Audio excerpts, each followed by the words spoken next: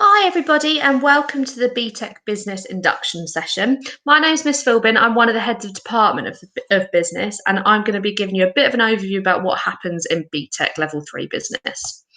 So a little bit about our sixth form. We have 9 lessons per fortnight, and for BTEC we normally structure it so that you'd have 5 lessons with teacher A and 4 lessons with teacher B. We tend to split up some of the units across those lessons so that you can get on with both of them at the same time with those different teachers. The teachers that you are most likely to have for BTEC business is Miss Gill and Miss Domina. So BTEC Business, it's an extended certificate. That means it's the equivalent of one whole A-level. It's for learners who are interested in learning about the business sector alongside other fields of study with a view of progressing to a wider range of higher education courses, and that don't necessarily have to be business-related subjects. What that means is it's designed to be taken alongside other A-levels with a view of moving on to further education after sixth form, whether that be an apprenticeship, university, loads of different options out there, but it gives you a well-rounded view of business, and it should fit in well with other subjects that you choose to study. It's designed to be taken as a part of a programme of study that includes other appropriate BTEC Nationals or A-levels. So, BTEC Level 3 has 4 different units. 2 of those are externally assessed. There is one exam in BTEC, and we normally design that to be taken in year 12 so that you have multiple opportunities to be able to retake that during year 13 should you need it. There are 3 mandatory units, and the 4th unit is actually optional, and we choose investigating customer service, and that is a coursework based unit. The other externally assessed unit is developing a marketing campaign, and that has something called a controlled assessment as its method of assessment. And that is like completing coursework under exam conditions in the classroom, and that's sent away to be externally assessed. It's not marked by your teachers.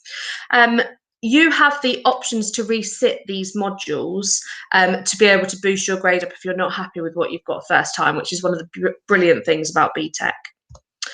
So unit 1 is exploring businesses. In that unit, you're going to look at different types of businesses. So that might be a small sole trader and a large multinational business. And you might also look at things like charities in there as well. Investigate how they're organised, what their organisational structure is like, who runs them, the environment that they operate in. Is that a local community or is that multinational? Examine different business markets and investigate the role and contribution of innovation and enterprise to that business's success. So, for example, if you look at Dyson are leaders in innovation, and that is their whole unique selling point and how they operate successfully. Unit 2 is developing a marketing campaign. This one most likely going to happen in year 13. And there's some of the different assessment outcomes in that one. You look at different marketing principles, so things like your 4 Ps, which are price, product, place, and promotion, and that makes up how you market a product. Different concepts, processes, key terms, data sources, and definitions, and that AO1 mainly looks at different types of knowledge within marketing. You're going to look at information and data, and how you can interpret that to get the best influence on a marketing campaign. AO3 is evaluate evidence to make informed judgments about how successful that marketing campaign was, how it should be planned, and how it should be developed in terms of different circumstances. And AO4 will be able to develop that marketing campaign with appropriate justification, thinking about different ideas and evidence from several different sources to be able to support those different arguments. And unit 3, personal and business finance. So this is the exam unit. You are going to look at different ways of financing business, but also from a personal level. So things like bank loans, credit cards, loads of different sources of finance come up in there. And this is also quite calculation based as well. It does consider different types of business finance. So AO1, demonstrating knowledge and understanding of business and personal finance principles, concepts, key terms, functions, and theories. So they've got different command words in there, and that's going to be a maximum of up to 4 marks. AO2 is applying that knowledge of financial issues and accounting process to real life businesses and personal scenarios. And that could be anything between 2 and 12 marks for that one, that you're going to have to use that AO2 skill of applying your knowledge. AO3 is analyse. And that's generally going to be a longer mark answer along with evaluate, which is AO4. And that's going to be how you can use this information and the data and interpreting the impact that that's going to have on a business. So if a profit is negative, what does that mean for a particular business? And then AO4, like I said, still long mark answers. Evaluate how financial information and data can be used in order to justify a conclusion related to a personal or business finance. So Unit 4, we choose investigating customer service.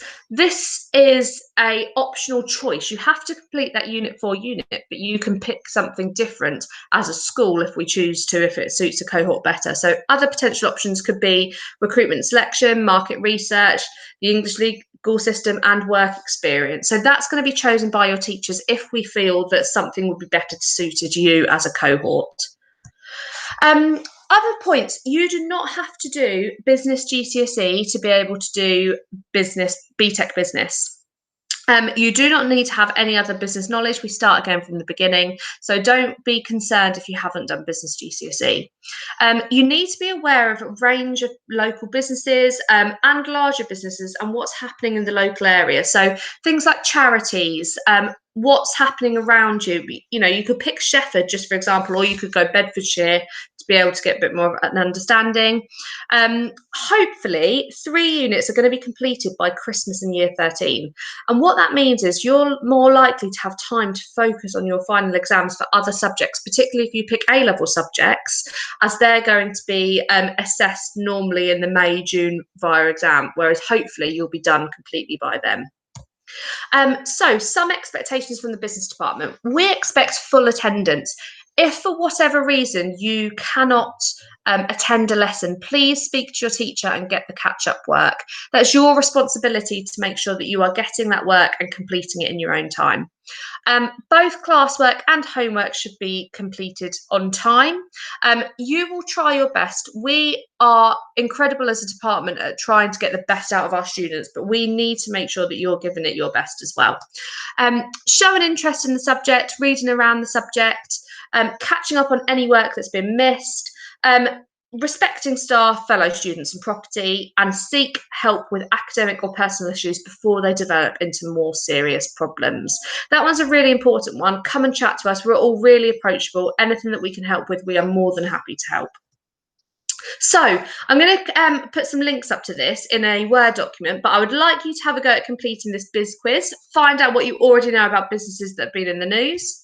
And I also would like you to consider this question. So Dixon's car phone shares plunge due to mobile phone woes. What's the impact of that going to be on different stakeholder groups? Stakeholder groups are anybody that's got an interest in this particular business. So it might be competitors, it might be suppliers, it might be customers, it might be employees. It could be banks, it could be local communities, and it could be the government because they're going to pay them tax. I want you to consider all of those different stakeholder groups and tell me as much as you can about this headline and what you think the impact is likely to be. I will put that again in a Word document as well. So some small bits of summer work for you. What I would like you to do is read the news. Please, can you keep as up to date as possible with any kind of business updates or knowledge that you can find, particularly with all the pandemic. There's been so much that affects businesses, and I would like you to keep as up to date as possible. Thank you very much for attending the business induction session. It's been lovely to meet you and lovely to have a chat, and I look forward to seeing you all in September. Thanks very much. Bye.